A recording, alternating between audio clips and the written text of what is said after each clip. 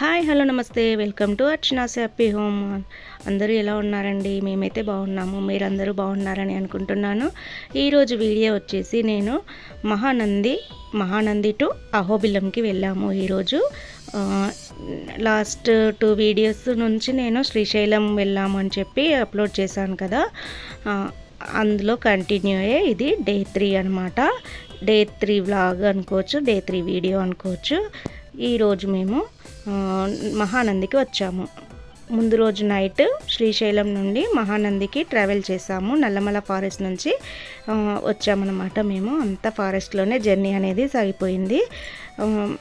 ఇంకా మేము నైట్ మహానందికి వచ్చేవరకు 9:30 అలా అయిపోయింది. ఇంకా అక్కడే మహానందిలోనే స్టే చేసాము. మళ్ళీ ఆర్యవేశ సత్రంలోనే అక్కడ స్టే చేసామన్నమాట. ఈ ఆర్యవేశ సత్రం వచ్చేసి టెంపుల్కి కరెక్ట్గా ఆపోజిట్లోనే ఉంది. ఇదే మేమున్న ఆర్యవేశ సత్రము. రూమ్ అయితే చాలా బాగుంది, నీట్గా ఉంది. ఆ రోజు మార్నింగే మేము ఎర్లీ మార్నింగే లేచి ఇంకా రెడీ అయిపోయి టెంపుల్కి వెళ్ళామన్నమాట. ఇది మేమున్న ఆర్యవేశ సత్రం ఏరియా అన్నమాట. దీని పక్కనే హోటల్స్ కూడా ఉన్నాయి. మేము ఇంకా అక్కడే టిఫిన్స్ కూడా చేసాము. ఇది ఎగ్జాక్ట్లీ టెంపుల్ ముందు భాగం అన్నమాట. చాలామంది జనాలు కూడా ఉన్నారు. ఆ రోజు చాలామంది పబ్లిక్ ఉన్నారు ఇక్కడ కూడా. ఇంకా హాలిడేస్ కదా ఆ టైము, ఇంకా పబ్లిక్ చాలా ఉంది. ఇంకా మేము టెంపుల్కి వచ్చాము. ఇంకా టెంపుల్కి వచ్చాము కానీ టెంపుల్ లోపలికి కెమెరాలు నాటాలు కూడా అనమాట. ఇంకా మహానంది గురించి నాకు తెలిసింది కొంచెం మీతో షేర్ చేసుకుంటున్నాను ఇప్పుడు. ఇది మనకు ఆంధ్రప్రదేశ్లోని నంద్యాల డిస్టిక్లో నల్లమల కొండలకు తూర్పు వైపు అంటే ఈస్ట్ వైపు ఉన్న ఒక గ్రామము, ఒక విలేజ్. ఇంకా ఈ విలేజ్ చుట్టూ మొత్తం మహానంది చుట్టూ మొత్తం నల్లమల ఫారెస్టే. ఈ మహానందికి 15 కిలోమీటర్ల దూరంలో నవనందులుగా పిలువబడే 9 నంది పుణ్యక్షేత్రాలు కూడా ఉన్నాయన్నమాట. ఈ నవనందులలో మహానంది అనేది ఒకటి. మనకు మహానందీశ్వర స్వామి దేవాలయము ఇక్కడ మనకి చాలా ముఖ్యమైన పుణ్యక్షేత్రము. ఈ ఆలయం అంట ఈ పురాతన కాలంలో అంటే 1500 సంవత్సరాల క్రితం నాటిది. ఇప్పుడు నవనందులు అని చెప్పుకున్నాం కదా, ఇందులో ఈ నందులు ఏంటి అనేది నేను ఇప్పుడు మీకు చెప్తాను. 9 నందులు అంటే 9 ఆలయాలు: మహానంది, శివనంది, వినాయక నంది, సోమనంది, ప్రథమ నంది, గరుడ నంది, సూర్యనంది, కృష్ణనంది, దీన్నే విష్ణునంది అని కూడా పిలుస్తారట, మరియు నాగనంది. ఇవి 9 నందులు అన్నమాట.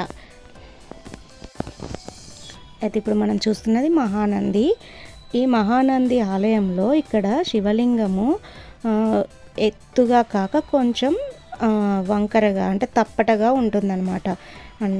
అలా ఎందుకు ఉంటుందంటే, పుట్టలో గల స్వామివారికి ఆవు పాలు ఇస్తుండగా అయితే ఆ యజమాని కోపించిండట. అప్పుడు కోపించి ఆవును కొట్టగా ఆ యజమాని పుట్టలో గల స్వామివారిని ఆవు తొక్కినట్టు అట్లా తొక్కడం వలన అది లింగము కొంచెం అణిగి ఉంటుందని చెప్పి ఇక్కడ మనకి స్థల పురాణం చెప్తుంది. అంటే ఆవు యొక్క గిట్ట గుర్తు లింగంపై ఉంటుందన్నమాట. ఇక్కడ ఇచ్చట శుద్ధ స్ఫటిక వర్ణంలో కనిపించే జల ప్రవహించే దృశ్యము మహానంది యొక్క ప్రత్యేకత అన్నమాట. ఇక్కడ పుష్కరిణిలు ఉన్నాయి. ఇక్కడ మనం టెంపుల్ లోపలికి వెళ్ళడంలోనే మొదటగానే ఫస్ట్ ఇక్కడ గుండాలు లాంటి కొన్ని పుష్కరిణిలు, కొలను లాంటివి ఉంటాయి. ఇందులో మనకు నీరు అనేది ఎప్పటికీ ఫ్రెష్గా ఉంటుందన్నమాట. ఇది భూమి నుంచి నీటి ఊటలుగానే ఉంటాయట, ఎప్పటికీ నీటి ఊటలాగా మనకి వస్తూ ఉంటుందంట. ఇందులో స్నానాలు అవి ఇవి చేస్తే ఏ రోగమైనా కూడా పోతుందని ఇక్కడ భక్తుల విశ్వాసం అన్నమాట.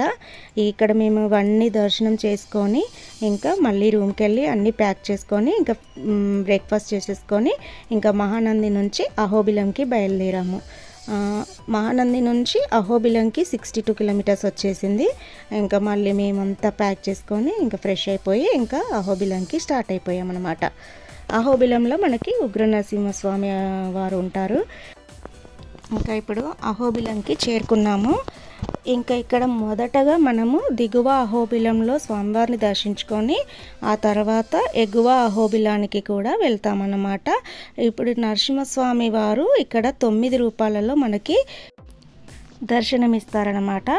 అయితే ఇక్కడ దిగువ అహోబిలానికి ఫస్ట్ మేము వెళ్ళాము. ఇక్కడ దర్శనం చేసుకున్నాము స్వామివారిని. ఇక్కడ దర్శనం చేసుకున్నాక ఇంకా ఇలా 9 అవతారాలు అంటే ఇక 9 రూపాలలో మనకి అవేంటి అంటే చెప్తాను ఇప్పుడు. 9 అవతారాలు,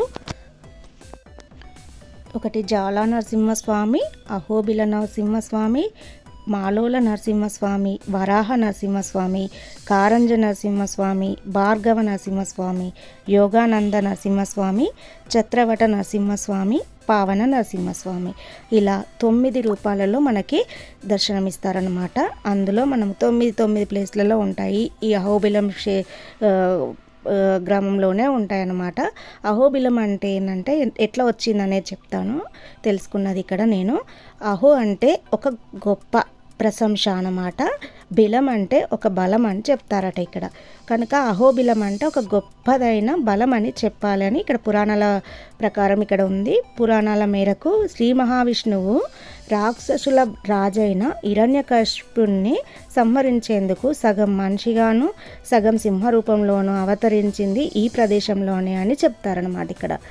విష్ణు యొక్క ఈ భయంకరమైన రూపాన్ని చూసిన సకల దేవతలు ఆయన గురించి అహో ఎంత బలవంతుడు అని కీర్తించినారట. అందువలన ఇక్కడ అహోబిలం అని పేరు వచ్చిందని చెప్తున్నారు ఇక్కడ. ఇప్పుడు మీరు చూస్తున్నది ఇది దిగువ అహోబిలంలో నరసింహస్వామి వారిని దర్శనం చేసుకున్నాము. లోపలికి కెమెరా నాటలోడు, కానీ కొద్దిగా ఇట్లా ఆలయ ప్రాంగణంలో కొంచెం వీడియో అనేది తీసాము. ఈ కట్టడాలు అనేటివి చాలా అద్భుతంగా ఉన్నాయి, మనకి మండపాలు అనేటివి. ఇంకా ఇక్కడ మేము దర్శనం చేసుకున్న తర్వాత మళ్ళీ ఇంకా ఎగువ అహోబిలానికి వెళ్ళాము. 9 రూపాయలు అన్నాం కదా, మనము ఈ 9 అవతారాలు అనేది ఒకే రోజు దర్శించుకోవడము కుదరదన్నమాట. ఇక్కడ ఒక 2-3 రోజులు స్టే చేస్తేనే మనము ఫ్రీగా దర్శనం అంటే ఫ్రీగా అంటే రిలాక్స్డ్గా దర్శనం చేసుకోవచ్చు అనమాట.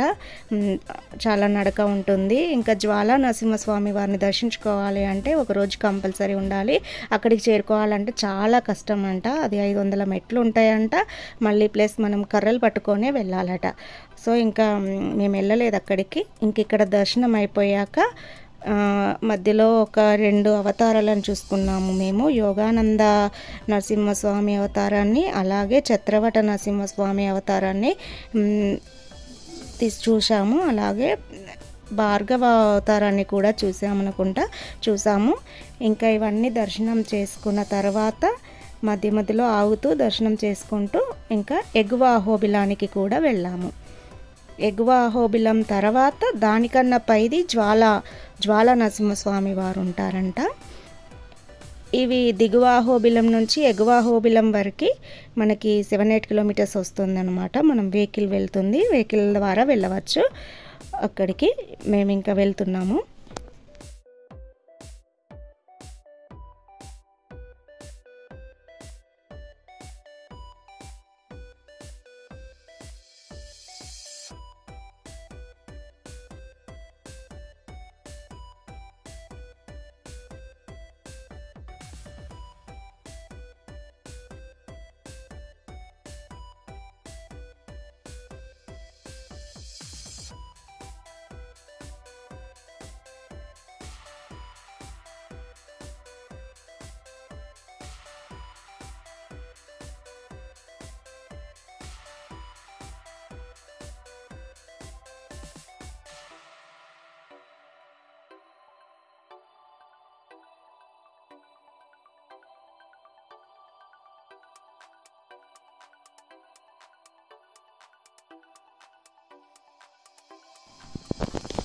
ఇంకా అంతా ఇది నల్లమల ఫారెస్టే, మనకి నల్లమల ఫారెస్ట్లోనే ఉంటుంది.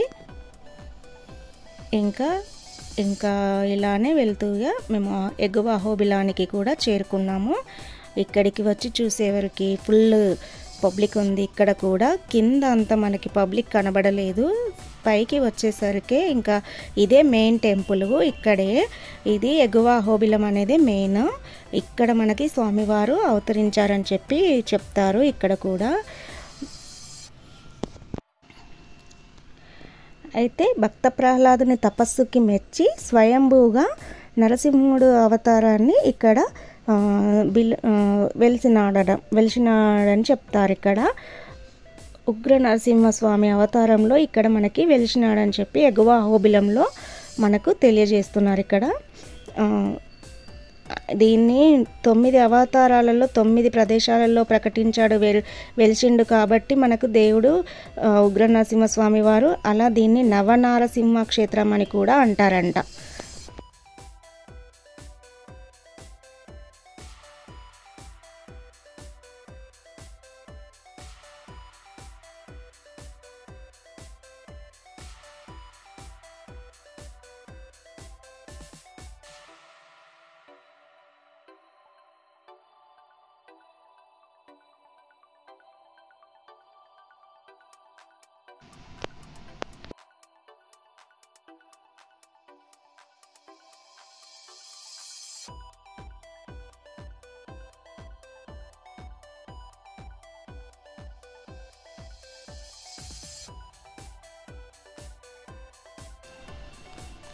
ఇంకా ఇక్కడికి వచ్చాము.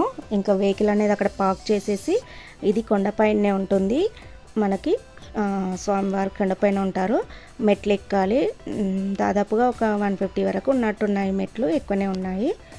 ఇంకా మేము స్టెప్స్ ఎక్కేసి స్వామివారిని దర్శించుకోవడానికి వెళ్తున్నాము. టైమింగ్స్ ఉంటాయంట అండి. కరెక్ట్ 1 వరకు టెంపుల్ అనేది క్లోజ్ చేస్తారని చెప్పారు. మేము 12కి అట్లా వెళ్ళాము. కరెక్ట్ టైంకి వెళ్ళామన్నమాట. మేమే లాస్ట్ అన్నమాట భక్తులము. మేము వెళ్ళడంతో డోర్స్ అనేది క్లోజ్ చేసేసారు. ఇంకా ఎండగా ఉంది ఆ రోజు, చాలా ఎండగా ఉంది. కొండపైన కదా, ఇంకా ఎండగా ఉంది. ఇంకా స్వామివారిని దర్శించుకోవడానికి ఇంకా లోపలికి వెళ్తున్నాము.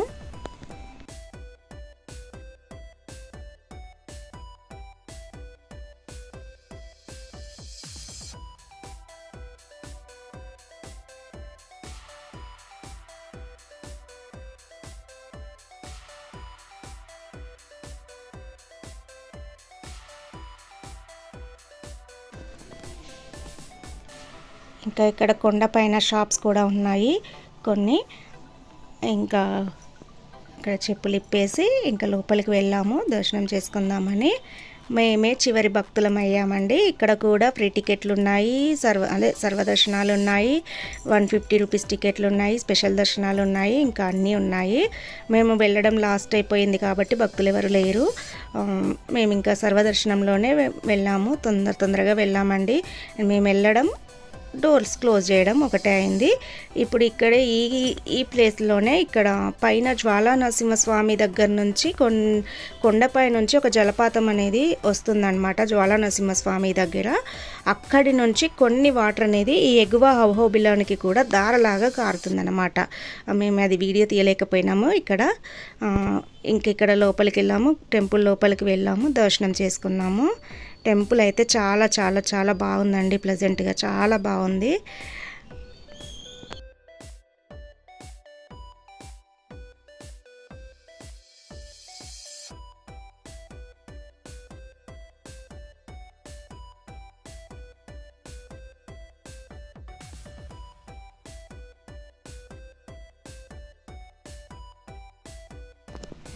ఇంకా ఇలా ఇక్కడ దర్శనం చేసుకున్న తర్వాత ఇంకా బయటికి వచ్చేసి మళ్ళీ కొండ దిగేసి వచ్చేసి భోజనం చేసాము. ఇక్కడ భోజనం చేయడానికి సత్రాలు ఉన్నాయండి. అన్ని కమ్యూనిటీస్ వాళ్ళకి కూడా అన్ని సత్రాలు ఉన్నాయి. హోటల్స్ అనేది కనబడలేదు, హోటల్స్ కూడా ఉన్నట్టున్నాయి కానీ సత్రాలు మాత్రం అన్నిటికీ ఉన్నాయి. ఇక్కడ బ్రాహ్మణ సత్రము, వైశ్య సత్రము, పద్మశాలి, ఇట్లా అన్ని కమ్యూనిటీస్కి చాలా వరకు సత్రాలు ఉన్నాయన్నమాట. ఇంకా మేము ఇందులోనే భోజనాలు అనేది చేసాము. ఆర్యవైశ్య సత్రంలోనే వెళ్ళాము, భోజనం చేసాము. భోజనం అయితే చాలా చాలా యమ్మీగా ఉంది, చాలా బాగా పెట్టారు. ఇంకా ఇక్కడ భోజనం చేసుకున్న తర్వాత మళ్ళీ ఇంకా వెహికల్ ఎక్కేసి మేము రిటర్న్ జర్నీ అయ్యామన్నమాట హన్మకొండకి. ఈ రోజుతోటి మా టూర్ అనేది చిన్న ట్రిప్ అనేది అయిపోయింది. హన్మకొండ నుంచి శ్రీశైలం వచ్చాము. శ్రీశైలంలో దర్శనాలు చేసుకున్నాము. తర్వాత మహానందికి వచ్చాము. మహానందిలో దర్శనం చేసుకున్నాము. మహానందిలో మహానందీశ్వరిని దర్శనం చేసుకొని ఆ తర్వాత అహోబిలంకి వచ్చాము. అహోబిలంలో వీలైనంత వరకు చూసుకున్నాము. ఇంకా 2 డేస్ ఉంటే మనము జ్వాలా నరసింహస్వామికి ఇంకా కొన్ని మనం దర్శనాలు చేసుకోవడానికి అనుకూలంగా ఉంటుంది. ఇంకా మాకు టైం లేదు కాబట్టి ఇంకా మేము ఇక్కడ వీలైనంత వరకు దర్శనాలు చేసుకొని ఆ తర్వాత భోజనం చేసి ఇంకా వెహికల్ ఎక్కేసి ఇంకా తిరుగు ప్రయాణం అయ్యాము. కర్నూలు మీదుగా హైదరాబాద్, ఆ తర్వాత హన్మకొండ బయలుదేరామన్నమాట. ఇంకా వస్తూ దారిలోనే ఇంకా ఈవినింగ్ స్నాక్ అలాగే నైట్ డిన్నర్ చేసి హన్మకొండకు చేరుకునే వరకు నైట్ 11 అయిపోయింది మాకు. ఈ విధంగా మా యాత్ర అనేది సంపూర్ణమైపోయింది. ఐ హోప్ ఈ వీడియో మీకు అందరికీ నచ్చిందని అనుకుంటున్నాను. నచ్చినట్లయితే ప్లీజ్ అండి లైక్ చేయండి. అలాగే నా ఛానల్ ఎవరైనా కొత్తగా చూస్తున్నట్లయితే సబ్స్క్రైబ్ చేయకపోతే సబ్స్క్రైబ్ చేసుకోండి. మరొక మంచి వీడియోతో మీ ముందు ఉంటాను. ఈ వీడియోలను ఆదరించినందుకు చాలా థ్యాంక్స్ అండి.